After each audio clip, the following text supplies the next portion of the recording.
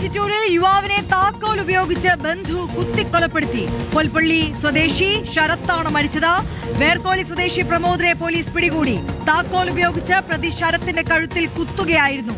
കൊലപാതകത്തിന് പിന്നിൽ കുടുംബ പ്രശ്നങ്ങളാണെന്ന് പോലീസ് പറഞ്ഞു.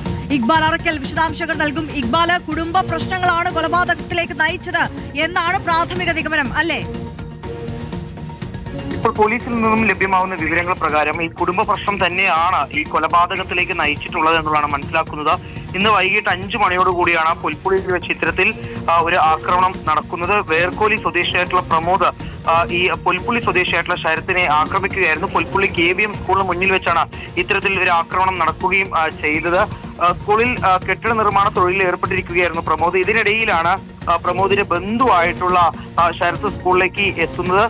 ഇതിനിടയിൽ പ്രമോദും ശരത്തും തമ്മിൽ വാക്കുതർക്കം ഉണ്ടാവുകയും പ്രമോദ് കയ്യിലുണ്ടായിരുന്ന ഒരു താക്കോൽ ഉപയോഗിച്ചുകൊണ്ട് ശരത്തിനെ ആക്രമിക്കുകയായിരുന്നു. ഉടൻ തന്നെ ശരത്തിനെ പാലക്കാട് ജില്ലാ ആശുപത്രിയിലേക്ക് എത്തിച്ചെങ്കിലും ജീവൻ രക്ഷിക്കാൻ സാധിച്ചില്ല എന്നുള്ളതാണ് പുറത്തുവരുന്ന വിവരം.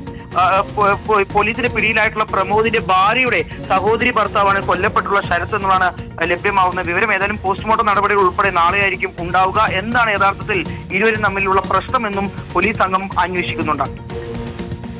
ശരി.